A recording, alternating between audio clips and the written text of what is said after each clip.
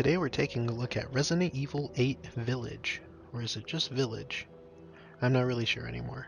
The naming conventions of the last few games have been super confusing and very inconsistent. Does the sequel to the 2017 Louisiana set horror tale keep up the frights? Let's take a look. Damn! Rest while you can, because I will hunt you, and I will break you!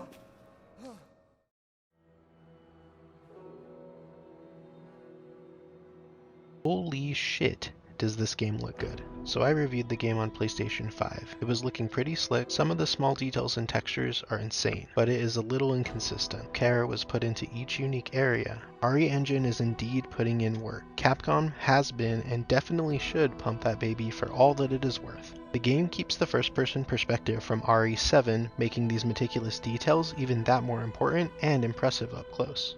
Ray tracing is looking pretty good, from roaming dark corridors and caves to the gold-trimmed Castle de Matrice. Reflections are some of the best we've seen in the series. Character designs are just as detailed. Each Lord boss has their own individual style and theme. I like the character designs. It never gets quite as ridiculous as the chain-wielding infected from RE5, which I was recently reminded of. For the most part, they keep a little bit of the outrageous bio-mutant monsters, but try to have them be a little more grounded with some defined rules in this particular RE universe. Some of the more common enemies repeat a bit too much for me. I wish there was a bit more variety. You get to see the main village area through a few different weather and time of day perspectives, but these details are still tied to story progression. As an added bonus, the concept art included when beating the game is cool, and gives some insight to the designer's process. It was really fun for somebody who likes art like I do. The story of Resident Evil Village picks up 3 years after the events of Resident Evil 7. After going through some military training that we never really get to see, Ethan and Mia are now married and have just welcomed their first child, Rose, into the world. They've also been relocated to a non-disclosed location in the vague Europe.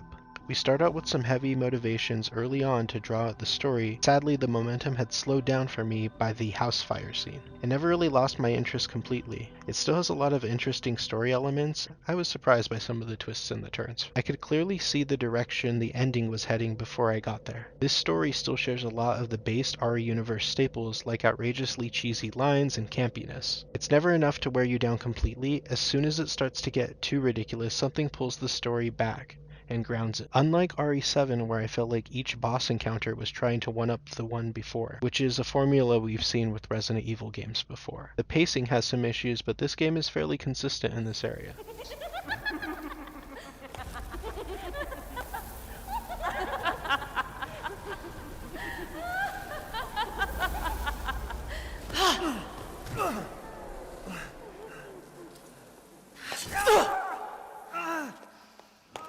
Man blood.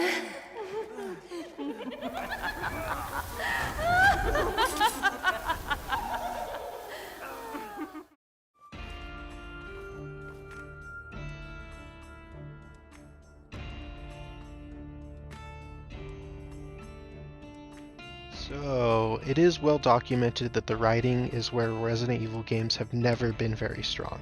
The storylines and dialogue here are more of the same. Ethan shouts and yells dumb shit all the time, in a really unbelievable way. He's going through some things most people could never even think of, but half the time all he has to say is some ridiculous one-liner like, "Oh shit," or "shit, fuck." It comes across as very middle school to me, if that means anything at all. But the silver lining here is that a lot of the performances are really, really good. Ethan's voice actor, as well as Lady D and the Duke, truly embrace the outrageous vibes of their characters. Their motivations and emotions come across wonderfully. Lady D screams as she curses you around the halls of her domain. It can be utterly terrifying when caught off guard. The Duke offers insight into items you sell him, and fun one-liners and nods to other RE games. There's a telephone conversation that Lady D has while Ethan is hiding outside of a nearby window that really pulled me into her character's motivations. I do wish we explored more into the Four Lords. A lot of the deeper story and lore details end up being fed to you via documents scattered throughout the world. Similar to RE7, I wish we got to see more of these things firsthand. especially some of the later documents, which end up being big story payoffs. I won't get into those here for the sake of spoilers. As mentioned before, the first-person perspective from RE7 returns. Controls feel tighter and snappy, and it's a good thing too. This time around, Ethan is being put through the ringer. Action plays out a lot faster than RE7. You need to be quick on your feet and be more aware of your surroundings, so you can better utilize and survive the waves of enemies put before you. Items get scarce if you're not careful. I think the game does an okay job of this on the standard difficulty, but if you really want to be squeezing those cheeks together, you can play on hardcore and up. There is less of the item maneuvering required in 7, and I'm grateful, as I was not the biggest fan of that inventory system. You can barricade rooms this time, which you will have to learn early on. The first big encounter with multiple enemies in the game can be pretty intimidating. I have heard of some players quitting during this sequence. Granted, the game does not do a great job of explaining what you're supposed to be doing, or if you have a specific goal during this section, which can be very frustrating.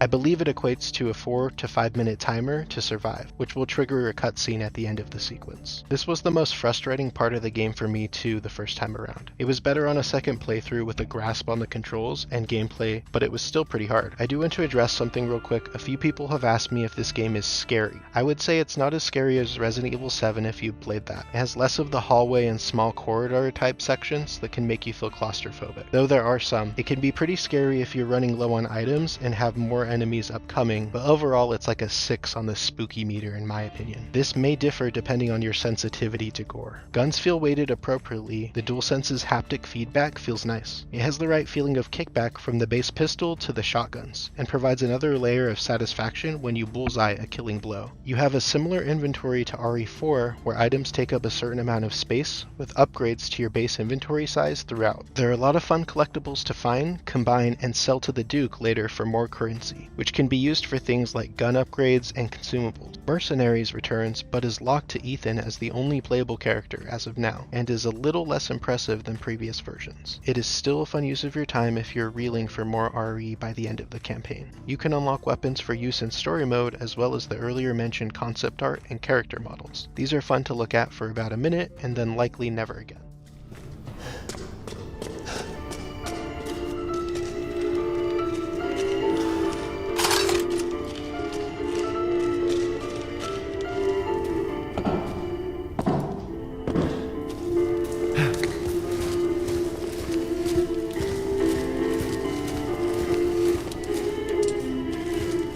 The sound design here is really good. The game puts a ton of detail on the sound, and it should be played with headphones. The screeches make you shriek and shudder, and the music is well composed and suited to the environments and events. The boss themes add some adrenaline to things when needed, without straying too far away from the main score. The upbeat tracks in Mercenaries get you pumped up to blow up some heads in record time. The sound effects all sound great, from the crows cawing to lichens growling and howling right in your face. All around, the sound design here is on point. The 3D audio is doing what it's supposed to. As someone using 7.1 surround sound headphones, I honestly can't tell much of a difference with any of my PlayStation 5 games. So far, they all generally sound pretty good, if that's any testament. Ethan. What? Ethan, come with me. There's something I have to tell you. Mia? What's going on? Resident Evil Village is a solid entry in a long-running series of survival horror games. Despite some missteps along the way, like too many repeating enemies, characters' backstory and motivations being left to document, and some weak dialogue. Though it may not be the scariest run-in with bioweapons, it shows Capcom is still fully capable of invoking a sense of fear and dread, whether you're roaming dark corridors in desperate need of health or ammo, fighting off hordes of lichens, or trying to uncover the game's mysteries. You'll be surrounded by a cast of odd and fairly interesting characters, hosting some truly great performances. Resident Evil Village gets an 8 out of 10.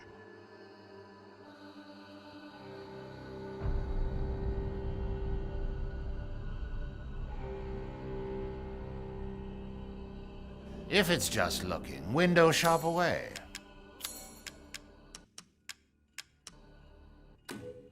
Bits and bobs? I see. Hey, here's a bonus tip. Don't waste meat or forget to pick it up. The option to use it will come up later in the game, but don't sell or drop it. Follow yellow wires when looking for fish near bodies of water. Most items don't have any other use outside of selling them to the Duke to gain more currency. This can be confusing early on if you don't understand the value of items yet. Thanks so much for watching. If you'd like to see more reviews, please subscribe and like this video, or tell a friend.